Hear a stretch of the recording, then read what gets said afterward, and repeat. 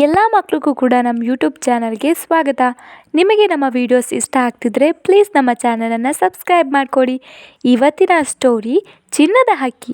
ಇನ್ಯಾಕೆ ತಡ, ಬನ್ನಿ ವಿಡಿಯೋನ ಸ್ಟಾರ್ಟ್ ಮಾಡೋಣ. ಕಮಲಾಪುರ ಎನ್ನುವಂತಹ ಒಂದು ಸುಂದರವಾದ ಹಳ್ಳಿ ಇತ್ತು.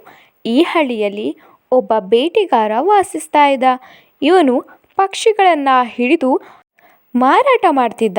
ಹೀಗೊಂದು ದಿನ ಇವನು ಊರಿನ ಪಕ್ಕದಲ್ಲಿರುವಂತಹ ಒಂದು ಕಾಡಿಗೆ ಪಕ್ಷಿಗಳನ್ನು ಹಿಡಿಯಲು ಹೋಗಿರ್ತಾನೆ. ಪಕ್ಷಿಗಳನ್ನು ಹುಡುಕಿ ಸುಸ್ತಾದಂತಹ ಬೇಟೆಗಾರ ಅಲ್ಲೇ ಪಕ್ಕದಲ್ಲಿ ಹರಿಯುತ್ತಿರುವಂತಹ ನದಿಯ ನೀರನ್ನು ಕುಡಿದು ಸ್ವಲ್ಪ ಸಮಯ ಅಲ್ಲೇ ವಿಶ್ರಾಂತಿಯನ್ನು ಪಡೆಯುವ ಯೋಜನೆಯನ್ನು ಹೊಂದಿರ್ತಾನೆ. ಆಗ ಅವನ ಕಣ್ಣಿಗೆ ಒಂದು ಮುದ್ದಾದ ಪಕ್ಷಿ ಕಾಣಿಸುತ್ತೆ. ಅದರ ಮೈ ಬಣ್ಣ, ಕೊಕ್ಕು ಎಲ್ಲವೂ ಕೂಡ ಆಕರ್ಷಕವಾಗಿ ಮಿನುಗ್ತಾ ಇತ್ತು. ಅವನು ಹಿಂದೆಂದಿಗೂ ಕೂಡ ಅಂತಹ ಹಕ್ಕಿಯನ್ನು ನೋಡಿಯೇ ಇರಲಿಲ್ಲ. ಅಷ್ಟು ಸುಂದರವಾದ ಪಕ್ಷಿ ಅದು.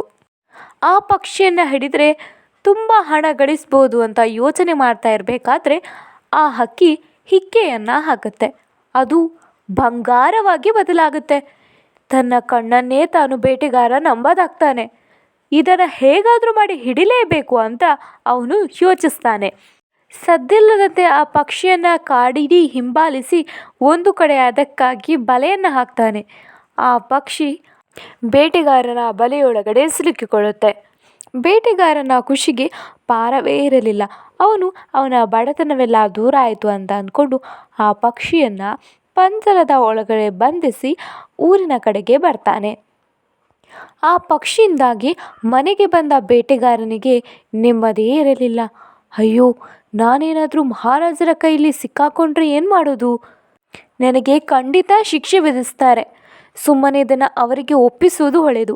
ಆಗ ಅವರು ನನಗೆ ಕೈ ತುಂಬ ಬಂಗಾರ ನೀಡ್ತಾರೆ ಅಂತ ಯೋಚಿಸ್ತಾನೆ. ಮರುದಿನ ಆ ಪಕ್ಷಿಯನ್ನು ಹಿಡ್ಕೊಂಡು ಆ ಊರಿನ ಮಹಾರಾಜರ ಆಸ್ಥಾನಕ್ಕೆ ಬರ್ತಾನೆ. ಮಹಾರಾಜರ ಬಳಿಯಲ್ಲಿ ನಡೆದ ಎಲ್ಲ ವಿಷಯವನ್ನು ಹೇಳ್ತಾನೆ. ರಾಜನಿಗೆ ಕೇಳಿ ಆಶ್ಚರ್ಯವಾಗುತ್ತೆ. ಹಾಗೂ ಮಂತ್ರಿಯನ್ನು ಕರೆದು ಇವನಿಗೆ ಒಳ್ಳೆಯ ಬಹುಮಾನವನ್ನು ಕೊಡು ಅಂತ ಹೇಳ್ತಾನೆ. ಅವನ ಮಂತ್ರಿ ಸ್ವಲ್ಪ ಮೂರ್ಖತನದಿಂದ ಯೋಚನೆ ಮಾಡ್ತಾನೆ. ಮಹಾರಾಜ, ಇವನು ಮೋಸ ಮಾಡ್ತಿರ್ಬೋದು, ಇಂತಹ ಪಕ್ಷಿ ಇರಲು ಸಾಧ್ಯವಿಲ್ಲ ಅಂತ ಮೂರ್ಖತನದಿಂದ ನುಡಿತಾನೆ. ಅವನ ಮಾತನ್ನು ಸತ್ಯ ಎಂದು ನಂಬಿದ ರಾಜ, ಏ ಬೇಟೆಗಾರ, ನೀನು ನನಗೆ ಮೋಸ ಮಾಡಲು ಬಂದಿದೀಯಾ? ಇಂತಹ ಪಕ್ಷಿ ಇರಲು ಸಾಧ್ಯವಿಲ್ಲ. ಸೈನಿಕರೇ, ಇವನನ್ನು ಬಂಧಿಸಿ ಅಂತ ಹೇಳ್ತಾನೆ. ಹಾಗೂ ಪಂಜರದಲ್ಲಿರುವ ಪಕ್ಷಿಯನ್ನು ಬಿಡುಗಡೆಗೊಳಿಸ್ತಾನೆ. ಪಕ್ಷಿ ಹಾರಿ ಹೋಗಿ ಅರಮನೆಯ ಬಾಗಿಲಲ್ಲಿ ಹಿಕ್ಕೆಯನ್ನು ಹಾಕುತ್ತೆ. ಅದು ಬಂಗಾರವಾಗಿ ಬದಲಾಗುತ್ತೆ.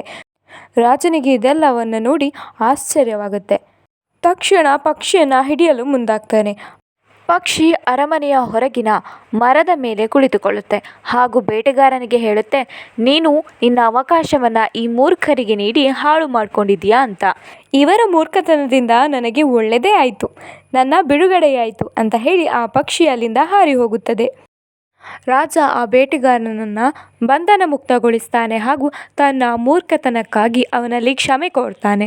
ಬೇಟೆಗಾರ ಕಾಡಿಗೆ ಹೋಗಿ ಆ ಪಕ್ಷಿಯನ್ನು ತುಂಬ ಹುಡುಕ್ತಾನೆ. ಆದರೆ ಆ ಪಕ್ಷಿ ಬೇರೊಂದು ಕಾಡಿಗೆ ಹೋಗಿ ತನ್ನ ಗೂಡನ್ನು ಕಟ್ಕೊಂಡಿರುತ್ತೆ. ಮತ್ತೆಂದೂ ಕೂಡ ಆ ಬೇಟೆಗಾರನ ಕಣ್ಣಿಗೆ ಕಾಣಿಸೋದೇ ಇಲ್ಲ.